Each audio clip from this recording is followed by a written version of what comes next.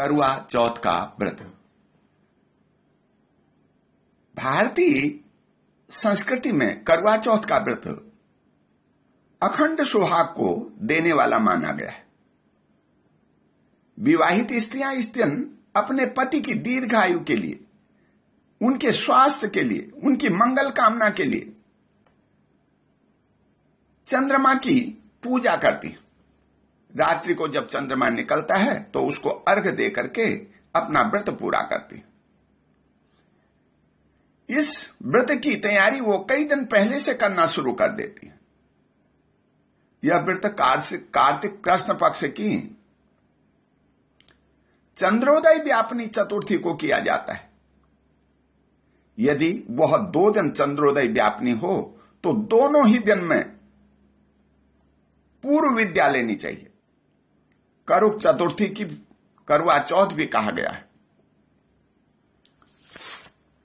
वास्तव में करवा चौथ का त्योहार भारतीय संस्कृति के इस पवित्र बंधन का प्रतीक है जो पति पत्नी के बीच होता है। पति को परमेश्वर की संज्ञा दी गई है। करवा चौथ पति और पत्नी दोनों के लिए एक दूसरे के प्रति अपार प्रेम, त्याग और उत्सर्ग की चेतना लेकर के आता है। इस दिन स्त्रियां पूर्ण सुहागिन का रूप धारण कर वस्त्र आभूषणों को पहन करके, मेहंदी लगा करके भगवान रजनीश से अपने अखंड सौभाग्य की प्रार्थना करती। स्त्रियां श्रृंगार करके ईश्वर के समक्ष दिन भर के व्रत के बाद यह प्रण लेती हैं कि वे मन, वचन और कर्म से पति के प्रति पूर्ण समर्पण की भावना रखें। कार्तिक मास के कृष्ण पक्ष की चौथ को केवल चंद्रमा की ही पूजा नहीं की जाती, बल्कि भगवान शिव और पार्वती तथा स्वामी कार्तिकेय जी का पूजन भी किया जाता है। शिव पार्वती की पूजा का विधान इस हेतु किया जाता है कि जिस प्रकार शैलपुत्री पार्वती ने घोर तपस्या करके भगवान शंकर को प्राप्त कर अखंड सौभाग्य प्राप्त किया, वैसे ही उन्हें भी अखंड सौभाग्य मिले। अविवाहित लड़कियां गौरी पूजन करती। ये अविवाहित लड़कियों को जो विवाह में बाधा आ रही है उसको दूर करने का एक सरल उपाय। इस संदर्भ में एक दास्तान मैं आपको बताता हूं।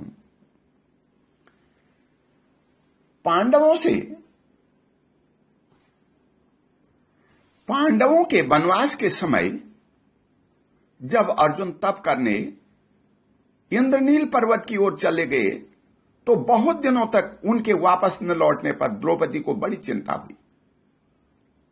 श्री कृष्ण भगवान ने आकर के द्रौपदी की चिंता दूर करने के लिए उनसे करवा चौथ का व्रत करने के संबंध में कहा।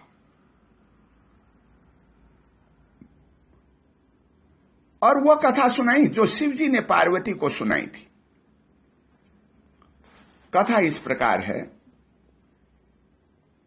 इंद्रप्रस्थ नगरी में वेद शर्मा नाम के एक विद्वान ब्राह्मण के 7 पुत्र तथा एक पुत्री थी जिसका नाम वीरावती था। उसका विवाह सुदर्शन नामक एक ब्राह्मण के साथ हुआ। ब्राह्मण के सभी पुत्र विवाहित थे। एक बार करवा चौथ के व्रत के समय वीरावती की भाभियों ने तो पूर्ण विधि के साथ व्रत किया, किंतु वीरावती सारा दिन निर्जल रहकर भूख न सह सकी। शाम होते होते वो निढाल पड़ गई। भाइयों को बड़ी चिंता होने लगी।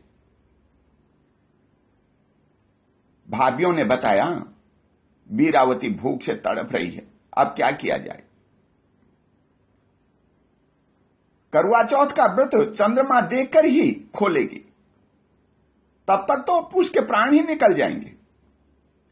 यह सुनकर के भाइयों ने बाहर खेतों में जाकर के आग जलाई तथा ऊपर कपड़ा तान करके चंद्रमा जैसा दृश्य बना लिया। फिर जाकर बहन से कहा कि चांद निकल आया है, अर्घ दे दो। यह सुनकर वीरावती ने अर्घ दे करके खाना खा लिया। नकली चंद्रमा को अर्घ देने से उसका व्रत खंडित हो गया तथा उसका पति अचानक बीमार पड़ गया। वो ठीक न हो सका।